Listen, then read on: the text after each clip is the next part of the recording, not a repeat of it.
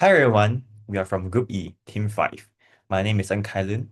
Today, Wang Dejin, Tan Ziyan, Grace Ling Jiayi, Shalene Chua Xin Yu, and Tan Se Yong and I will present our analysis of solar tech component Sediam Berhad, evaluating its financial viability and ethical standing as it faces significant ESG challenges. Our slides will first provide a brief overview of solar tech business scenario and the ESG challenges it faces. Next, we will dive into the financial viability through break-even and cost volume profit analysis. Following that, we will present our 3-year cash budget projection. Then we will lead to an ethical reflection on the case. Finally, we will summarize our key finding and recommendation. Let's begin. SolarTech Component is a medium-sized Malaysian manufacturer of solar panel component. The company has recently faced increasing ESG pressure from international clients who are demanding more sustainable and social responsible supply chain. In response, SolarTech plans to implement key initiatives, including rooftop solar panels, energy efficiency improvement, and diversity and inclusion program. However, they will also increase operating costs in the short term, with the total investment estimated at around 2 million ringgit dollar. Right now, we will assess SolarTech financial viability. Our analysis is based on the 2024 financial data, fixed cost of 7 million ringgit, a variable cost of 10 ringgit per unit, a selling price of 15 ringgit per unit, and annual sales of 2 million units. The planned ESG of compliance measure will add 2 million ringgit in the fixed cost, making it to be a total of fixed cost of 9 million ringgit. Let's look at the break-even points. Currently, with fixed costs of 7 million ringgit and a contribution margin of 5 ringgit per unit, SolarTech must sell 1.4 million units to break even. Given their current sales of 2 million units, they have a comfortable margin of 600,000 units. However, after implementing the ESG measures, fixed costs will rise to 9 million ringgit and increase the break-even volume to 1.8 million units. This means the company must sell an addition 400,000 units just to cover the new costs, which significantly reduce their margin of safety to only 200,000 units. Next, Brandon will further explain the break-even analysis. Thank you, Kailun. Is the current sales volume of 2 million units adequate? Yes, but the profit margin has narrowed significantly. At this level, profit declined sharply from 3 million ringgit to 1 million ringgit after ESG spending. Any reduction in sales could quickly eliminate profits and push the company closer to its new, higher break-even point, increasing its vulnerability to market fluctuation.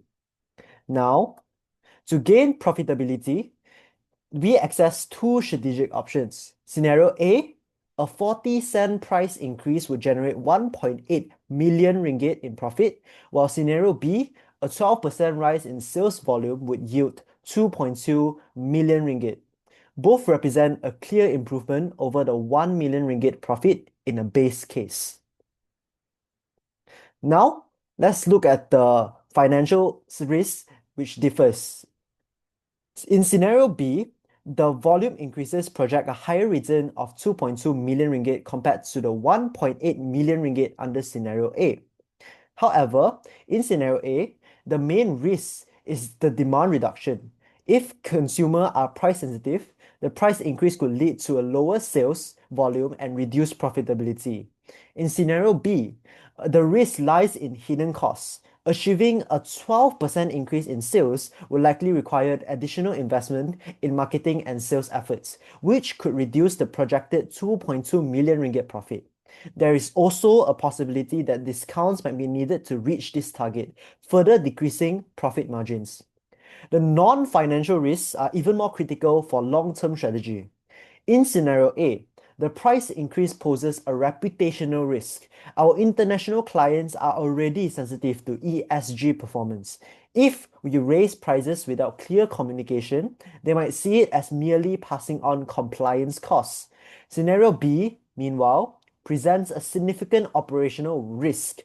Can our production line sustain a 12% increase in output without compromising quality? Any failure here could worsen reputational challenges. Now, Ziyan and Grace will show how this financial strategy impacts SolarTech cash position during this transition. Thank you, Brandon. Now, me and Grace will continue our part on presenting the cash budgeting and compliance challenges. The table below shows the 3-year cash budget projection. In 2025, SolarTech faced a shortage of 3.4 million ringgit due to a 5% drop in the customer demands and a heavy ESG investment in solar panel efficiency upgrade and diversity and inclusion program. In 2026, customer confidence improved, raising to an inflow to 19.95 million ringgit, while operating payments dropped to 19.2 million ringgit, resulting a small surplus of 750,000 ringgit. In 2027, a 7% revenue growth boosts cash inflow to 21.35 million ringgit, while operating payments rise to 20.16 million ringgit, creating a 1.18 million ringgit surplus. The 3-year cumulative cash flow shows a shortage of 3.4 million ringgit in 2025, which decreases to 2.65 million ringgit in 2026 and decreases to 1.47 million ringgit by 2027. Despite still facing a cumulative shortage at the end of 2027, the gradual reduction reflects a positive financial trend. In the short term, SolarTech will experience a significant cash shortfall in 2025 due to the heavy upfront ESG investment in solar panel, energy efficiency upgrades, and diversity and inclusion program. This initiative increases operating payments by 40%, resulting in a shortage and create a short-term liquidity pressure for the company. In the medium term of 2026, SolarTech shows a clear signs of improvement as financial recover gradually. Due to the efficiency upgrade, began to lower the operating costs and customer trust regain, allowing SolarTech to shift from a deficit position towards a smaller cash surplus. In the long term of 2027, the company's cash flow stabilized. Although the cumulative balance remains slightly negative, the recovery reflects the improved operational efficiency and a stronger reputation of sustainability driven by the ESG initiative. In conclusion, SolarTech will experience a short-term financial pain. This strategic investment laid a solid foundation for long-term financial stability and sustainable growth. Now I will pass to Grace. Thank you, Ziyan, for the clear explanation, and I will now discuss several strategies to manage potential cash shortfalls across the 3-year period from 2025 to 2027. Even though SolarTech is moving towards a recovery on its cash flow, the company may still remain constrained due to the cost of ESG compliance. Firstly, to manage short-term deficits in 2025 from high ESG-related investments, SolarTech should adopt green financing by obtaining a bank overdraft or ESG loans to cover its 3.4 million ringgit deficit. Moreover, some Malaysian banks such as CIMB Bank and Maybank offer green financing loans with lower borrowing rates for renewable energy and sustainability upgrades for firms. Next, the company should negotiate and extend payment periods with key suppliers to delay any cash outflows while preventing additional debts by relying on borrowings. As a result, SolarTech can sustain liquidity and operations while pursuing its ESG goals. After overcoming its cash deficit in 2025, SolarTech should focus on strengthening cash flow and improving operational efficiency in 2026. Firstly, the company should go for a hybrid approach by adjusting its price by a small increase of 20 cents per unit, raising the selling price from 15 ringgit to 15.2 ringgit to reflect improved quality production from ESG initiatives combined with marketing campaigns. This can boost annual revenue with achieving 6% sales volume growth and strengthen brand trust for sustainable while improving cash inflow. This company is also suggested to reinvest energy efficiency savings from reduced electricity costs to repay its short-term borrowings and rebuild cash reserves, resulting in financial sustainability and strengthened liquidity. Lastly, By 2027, the business could allocate a small portion of its annual profits to fund future ESG upgrades and maintenance, which reduces reliance on external borrowings and encourages long-term funding for ESG projects. A good example to take note from would be Petronas Net Zero Carbon Emission 2050, where they aim to reduce emissions with its operation while funding their carbon reduction projects. The business could also expand into green exports market by entering international markets with high sustainability requirements with its ESG reputation. This increases export revenue and sustains financial growth. An example would be the European Union's Corporate Sustainability Reporting Directive, or CSRD, that requires EU companies to report not only their own ESG performance, but also of their suppliers to meet its green standards. That's all for my part, and Siyong will continue on with the ethical implications on Solartech's ESG approach. Thank you, Grace. Now let's talk about two key ESG challenges that Solartech is facing right now: high carbon emissions and a lack of workplace diversity. Although it operates in renewable energy, it still relies heavily on Malaysia's coal-based grid. This contradiction damages its green image and weakens credibility with international clients who expect cleaner supply chains. As a result, the company has suffered reputational damage, customer confidence dropped, leading to a 5% fall in cash received in 2025. The financial data already reflect the cost of these ethical weaknesses. On the social side, Solartech male-dominated management and buyers recruitment have limited diversity and inclusivity. With fewer than 15% of staff being women and almost no female leaders, the company faces lower morale, weaker innovation, and reduced creative capacity. These problems created financial strain, raising costs and resulting in a cash flow deficit of 3.4 million in 2025. Next.